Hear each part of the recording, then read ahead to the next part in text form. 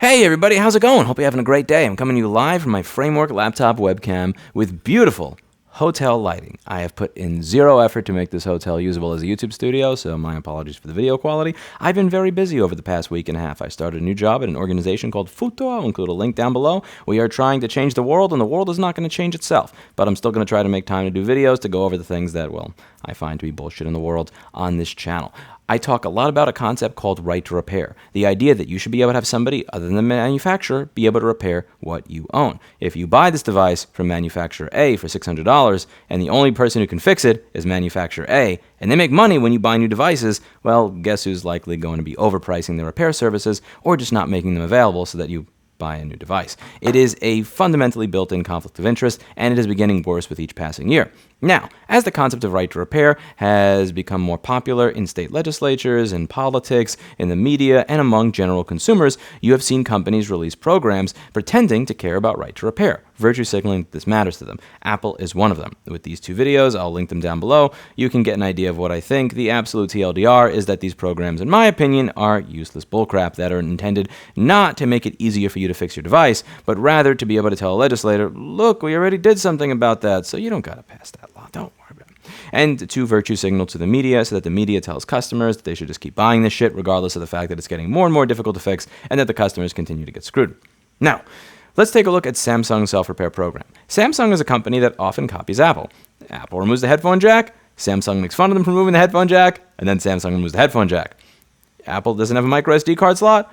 Many phones now, Samsung, that used to offer a micro SD card slot on all their phones in the beginning, sometimes doesn't offer a micro SD card slot. Samsung copies a lot of the things that Apple does bad without copying the things that Apple does well. And one of the things they copied recently, Apple came out with a bullshit self-repair program. So Samsung came out with a bullshit self-repair program. Let's go over it. So this is Samsung self-repair program now available for Galaxy customers. Starting on August 2nd, Galaxy device owners can make their own repairs in a Samsung Galaxy S20 and 21 series, as well as this Tab S7 Plus. Samsung self-repair is another way for customers to prolong the life of their devices before they are recycled, said Mark Williams, Vice President of Customer Care at Samsung Electronics America. And you have all this type of marketing, greenwashing wankery here. Samsung is continually offering more convenient options for consumers to extend the use of their devices, promote a circular economy, and minimize e-waste. So let's go over one of the ways that they're minimizing e-waste over at Samsung using this self-repair program, which I'm confident is not intended to try and encourage you to get a new device and discourage fixing your old one.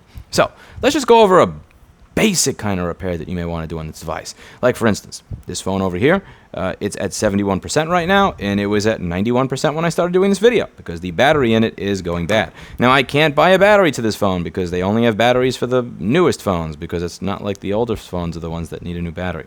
Anyway, let's just take a look at what it's like to get a battery for this device under this repair program. So this is a partnership they've got with iFixit. We go to Samsung Galaxy S20. Okay, we get battery. Okay, so now the battery over here for this phone is $206.99. $206.99 for a fucking battery.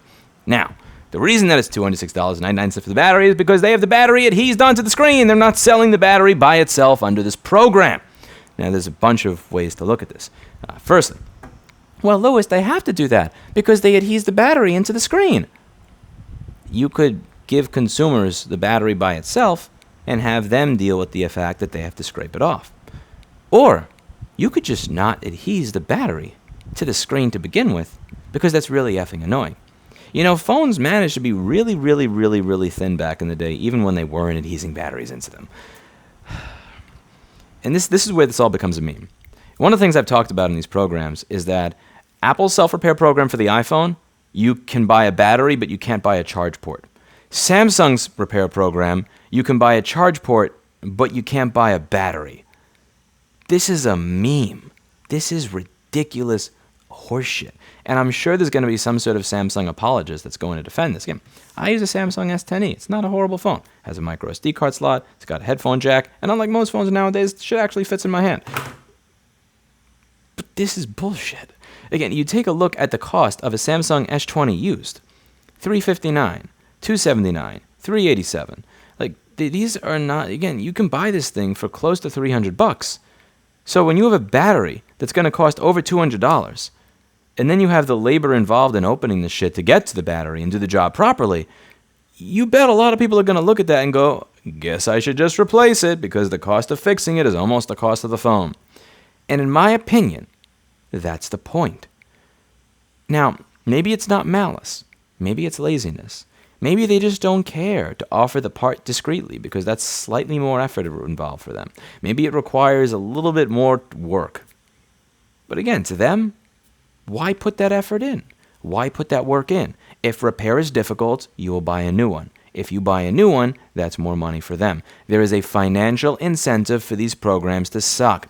And I want to be clear when I do this video. I do not put any of the blame on iFixit or Kyle Wiens for this happening. Kyle's a good dude, and you bet your ass he was probably in the room screaming at Samsung, telling them this is a bullshit way to make these parts available. I'm sure if Kyle had his way, the battery would be available discreetly. You should not blame iFixit for this. You should blame Samsung for this. That's the point of this video.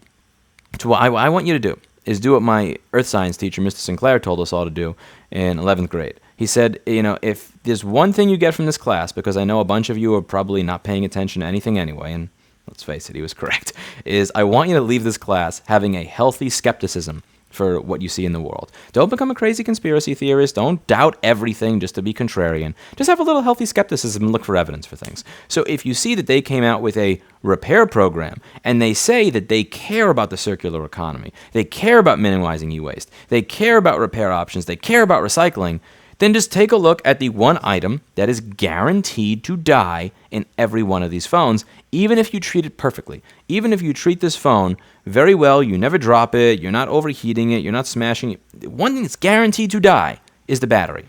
And that is a part that they are making available for $220, $206 for the smaller phones, and attaching it to an effing screen. Self-repair program cares about e-waste and the circular economy. My balls. That's it for today, and as always, I hope you learned something. Let me know what you think in the comments down below. I'll be doing a live stream soon so that we can have a bit more of the back and forth that we used to have on this channel. My apologies again, I have been very, very busy lately. I do genuinely believe that there is a small opportunity with this new organization to actually change the world in a cool way, and I've been putting in a lot of effort to get that done and try and get that done moving over to Texas. I just rented a house there, finally. I moved my stuff out of my New Hampshire apartment, got to move stuff out of that old New York apartment, and I will finally be done. And again, if you are at the Soups Conference in Boston, Massachusetts, come by, say hi. See you in the next video. Bye now.